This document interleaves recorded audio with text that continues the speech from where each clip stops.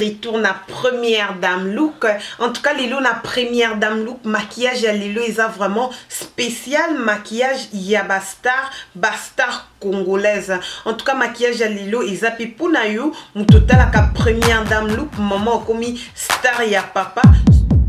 Tout naiki na maquillage oyo na tia ensemble pour na bino kolaksa bino comment est-ce que ko banda ko embellir elongi na yo avant ko bandu sala ba show na yo en vidéo eza pour na yo mwana mboka zalaka toujours propre bongamaka bien zwaka soin na yo a na première dame look solution pour na bino tout. En tout cas bota la vidéo ba détail eza epelé ming tokine na maquillage exclusivité ya Kiko parce que Kiko mutu nyonso tout a na facilité ya kosomba yango.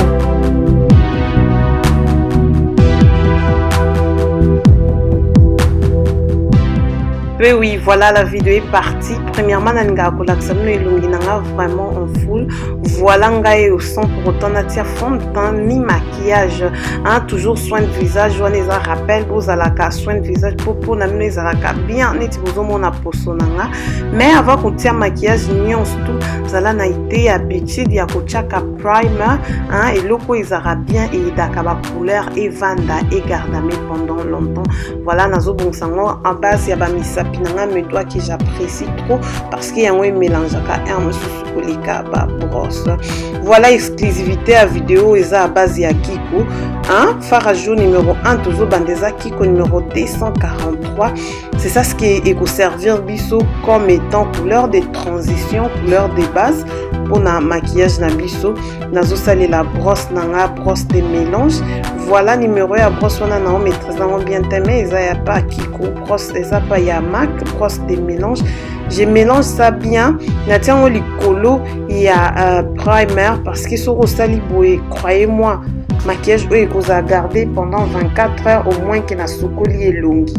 Et en plus na oti kombo te bon ndenge na taille na bongisi avant na ko bandotia siko Kiko numéro 246. J'espère que vous comprendre hein maquillage eza à base ya logo nanga logo bomoni bimako na première dame look et longi wana mais na ba fleur eza na sima.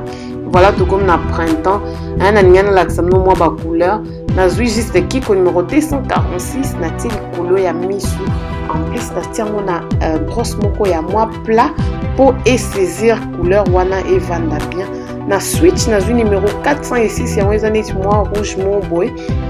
Yango na yo tiango likolo juste parce que na lingaki couleur on a tiaki wana 246 etikala yango mo te na lingaki za milo moko juste pour complimenter so ko comprendre tala ka ba fleur eza na sima nanga tala lisu nanga to sala bongo en plus na yo ko mélanger za te ko sali bongo bomoni na psa ramno différence eza makasi ka ke na ndenge ni ozo mélanger na yo ko zasko couleur mauve eza Kiko numéro 158 ndenge yo pour constater yango na yo ko tiango na coin ya lisu.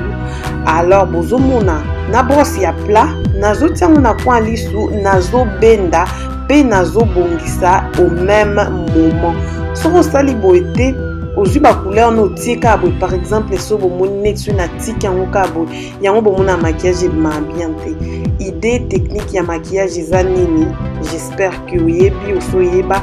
blend, mélange. En tout cas, et aux intérêt na yo, ôte la vidéo au tina suka pour na omeka pour comprendre yango bien. Bon mon dingue ce qu'on a kozwa. Un brosse wana ya mélange juste pour na sa nini na mélanger na taille na bongisa. Donc voilà.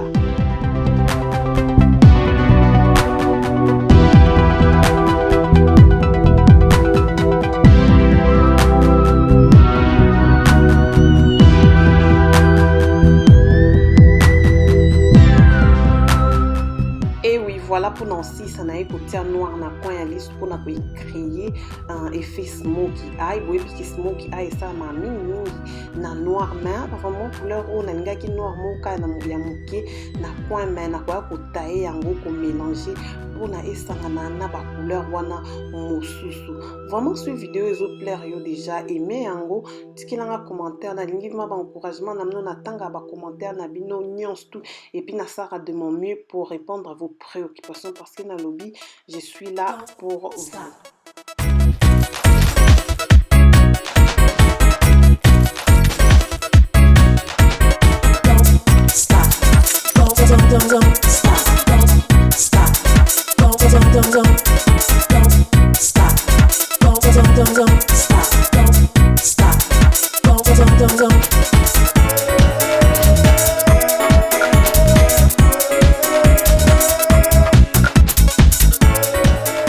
Voilà pour finir ce qui va banani tangela qui on elongi par couleur ya ba fard à paupières. Oui, kolongola ngo justement na lingette teint pour tia fond de teint na elongi za la propre. Voilà na ekozwa kiko oiza gold 1 ya wana pona kotia na ba coin ya misu nanga de l'autre de gauche à droite pour efongola lisu nanga. D'habitude dans un na misu mo ya moi miki tout ça mais pour na pesa tika ba pona bato ba misu miki tout ça pena misu mini et ça la bien mon bout na quoi ya misu wana soko ti couleur ya jaune ndenge bomo na nazo tia wana avant na kosa makamyo sur vidéo ezaki mingi vraiment na pesi na focus nde balobaka ezaki mingi vraiment pona kosala lisu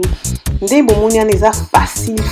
eza simple te soko olandi ba step nyonso wana okosala okoyeba nao mais pona fond de temps nakende na mbangu parce que vidéo eza ya fond de temps te nakoya kozongela mino sur look oyo na vidéo ya fond de temps na bajour ya koya mpe nazopromettre na osala effort nalakisa mino ndenge ni batrasaka ndelo oyo ndenge bomoni nga na trace boye mpo baerreur esalamaka ebele bato ebele bakokaka kosala yango te voilà mpona makiki na nga luko eza naturellement makiki namekaki kotrace te nasala zwe nde nini bomoni naopanza makiki na nga naturel wana me natiango kaka mi crème moka mokie kaka mpo etelema me mingimingi nasala ma grave te na brosaki makiki natiaki yango kaka couleur moka mokie oyo ezala mpenza bien nalingaki te kostresse makiki.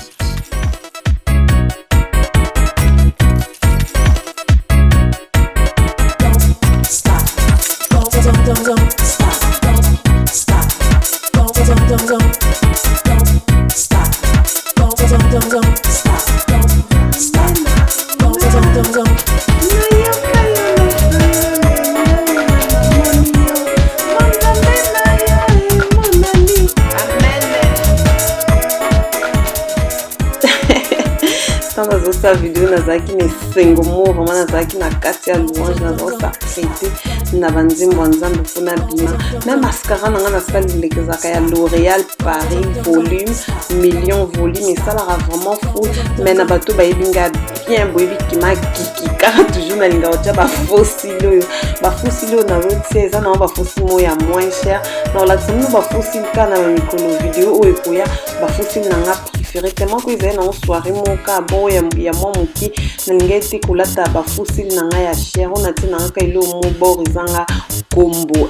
voilà naye kotia crayon ya noir na se ya misu bino mo boyebi crayon noir nalingi kokolobela ngo te mpo motu nyonso ana crayon na ye ya noir après avoir kotia crayon ya noir botala ndenge esalaka misu sexy hein.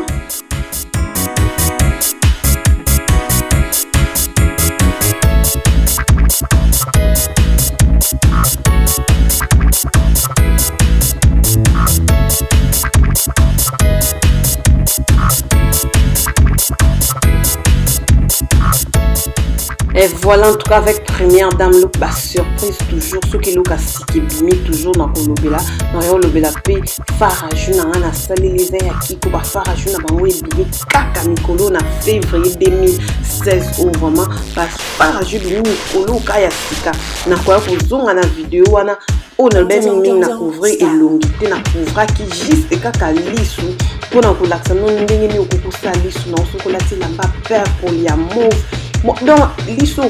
kitoko moi kuna bando expliquer trop exactement glow hein boyinde na chaka ngingisi le paninga exater na sumba on a marque global glow batu belo basumba ki on bazo sepla na ba komelinga ntuko bomoni esengeza yanga ko partager na bino ba secret moko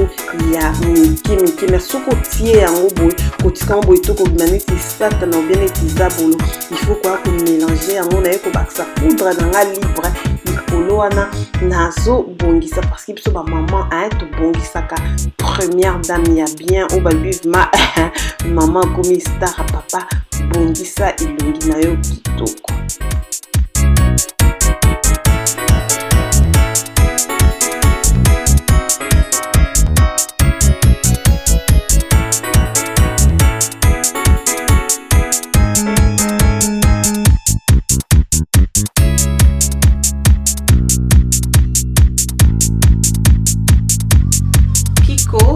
601.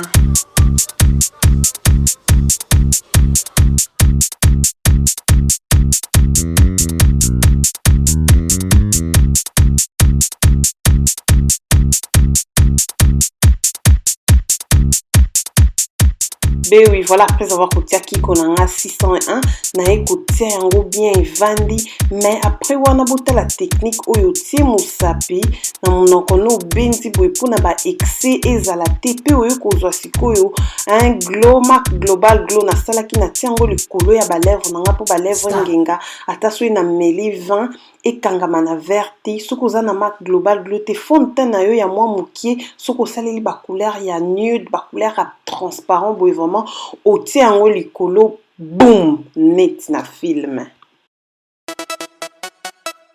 Don't stop. Maquillage oyo eza dédié mpona yo mwana mboka amoureuse ya kobima bien amoureuse ya kobongisa elongi soki video oyo ebénir yo kobosana te partagez mes vidéos en tout cas c'est gratuit. Première dame look maman a commis star ya papa na kati ya ndako. Et oui, voilà, merci d'avoir suivi cette vidéo depuis Bandeliti Nasuka, Balobi Botama congolaise, Botama lingalophone, nous sommes comprenant lingala au Kagu ya vie, nous sommes congolaise, to lela accessoire, yango vidéo n'est pas que ça spécial, moi nambo canabini, c'est accessoire nanga, et belé bomoni chaînette nangai, voilà, donc bilo kamatoi nanga pena lataki, yangwana bomoni, baba, donc ba accessoire nanga vraiment nangena tchangwa en valeur parce que congolais so no moboke na feti bomona ba feti na bsweni ndenge et c'est pas ça na somba ki yango na top shop motema yango na pour dire que na lingi bino ya 3 ans bakambola mino côté en boza un mutinyo so zaka na ba oyaye voilà Noëlla Bukasa j'espère que vidéo ou plaire Emilia Guadino j'espère qu'il y a lolo vidéo c'est sur mère double na gagné j'espère que c'est plus sur un merci na ba support na ba tinyo so bazo supporter première dame look y compris nayo parce que balobi première dame look est comme sérieux maman comme star ya papa makambo ya bien ezoya bomonde Nathalie c'est qui est bien vraiment à très bientôt bye.